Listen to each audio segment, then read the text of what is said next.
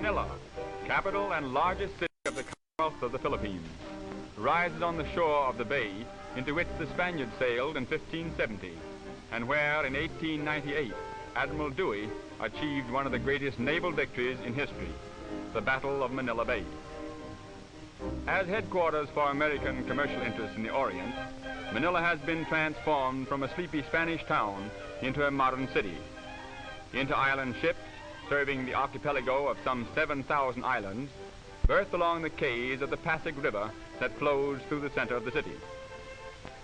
From the sterns fly both the American and Philippine flags, for the Commonwealth government is still under the protection and advice of the United States.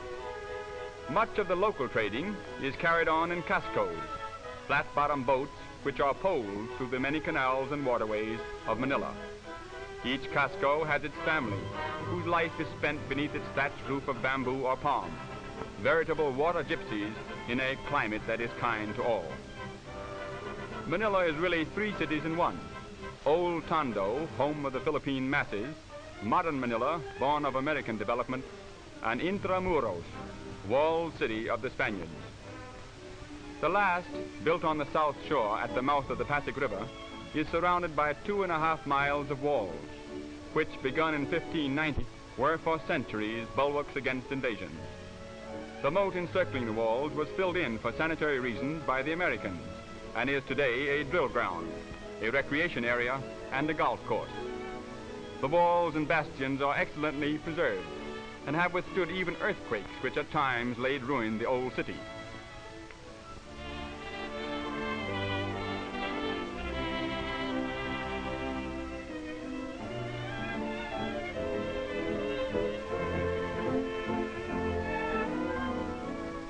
In the bastion of the Royal Gate is Manila's famous aquarium. The Parian Gate is the most notable of the city's 5, which until 1852 were all closed at night. Within the walls, little has changed since the days of Spanish rule. The main shopping street, Calle, chiefly catering to tourists, presents a picture of busy activity and colorful traffic. The projecting balconies and grilled windows are reminders of old Spain.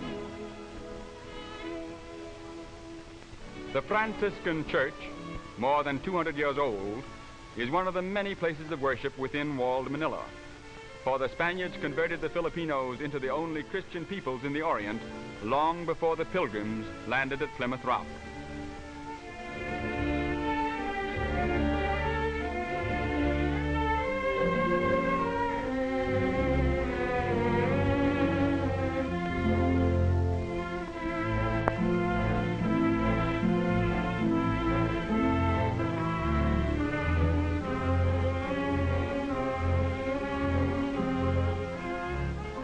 A bodice with huge sleeves of cloth made from pineapple plants and a long skirt, the train of which is tucked into the front of the belt, is the typical dress of Filipino women.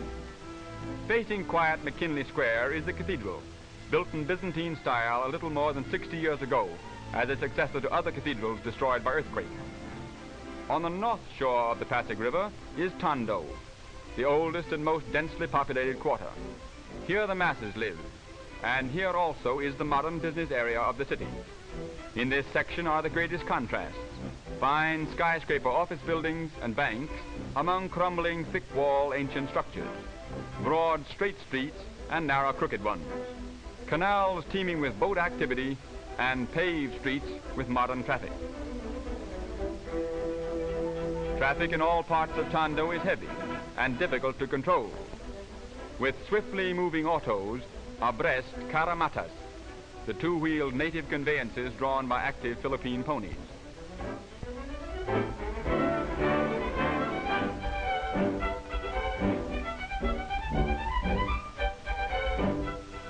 The oldest and still the main business street of Manila is the famed Escolta, a congested narrow thoroughfare 5 blocks long, which parallels the river between Plaza Moraga and Plaza Goiti.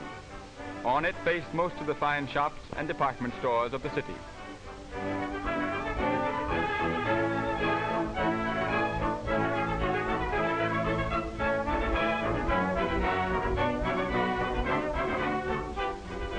Another important thoroughfare is Rizal Avenue, named in memory of the great hero martyr, Dr. Jose Rizal, who was executed by the Spaniards in 1896, 2 years before the coming of the Americans.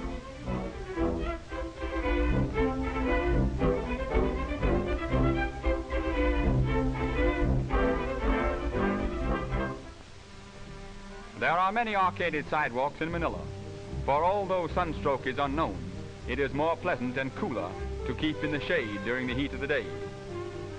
Each section of the city has its markets, where practically everything used by the Filipinos can be purchased. In the Yangko market, a bazaar devoted exclusively to Philippine products, almost any locally made article can be secured.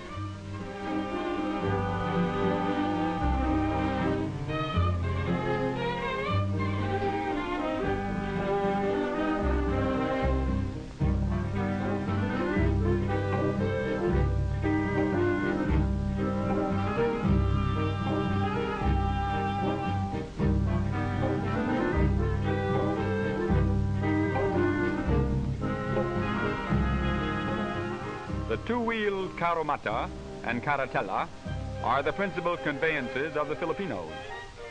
These carriages accommodate 2 and 6 persons respectively. Little straw protectors are placed on the wheel when the passenger mounts or descends.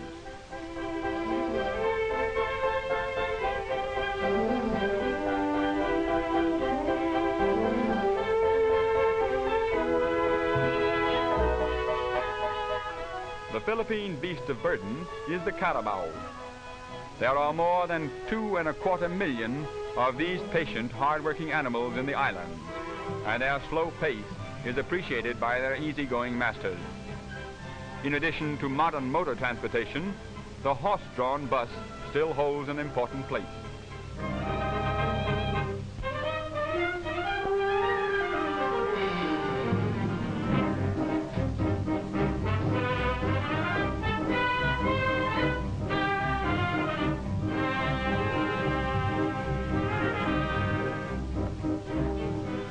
The Pasig River is spanned by 4 bridges.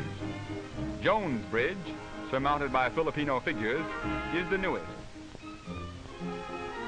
The graceful arch stands on the site of the old Bridge of Spain.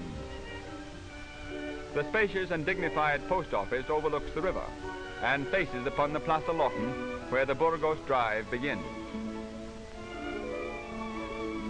The Burgos Drive, a magnificent wide boulevard, follows part of the sunken gardens of the old walled city moat. Near its middle stands the superb legislative building, completed in 1926 at a cost of $2 million. Today, it is the seat of the new Commonwealth government. In front of it, over the course laid out around the walls of old Manila, modern Manila plays golf.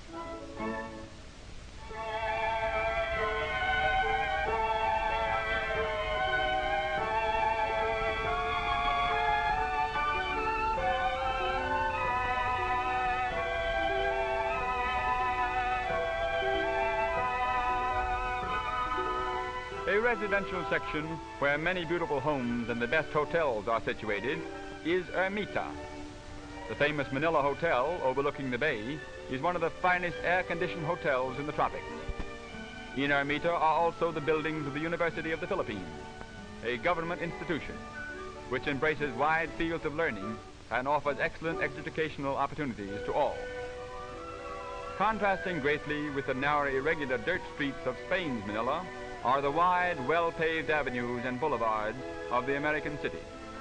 Great shade trees overarch many of the avenues, and palms or colorful flowering trees line other arteries. Dewey Boulevard, the pride of Manila, is built upon reclaimed land along the shores of the bay, an ideal location for the many residences of which the city boasts. Among them is that of the American High Commissioner. The spacious house with its gardens and patio is often the scene of social splendor. Situated on the north bank of the Pasig River are the executive offices and home of the President of the Philippine Commonwealth. In a mansion built as the suburban residence for Spanish governors, a Philippine chief executive now directs the home government of his island commonwealth, an archipelago fast changing from a dreamy Spanish colony to a modern agricultural, industrial, and independent country.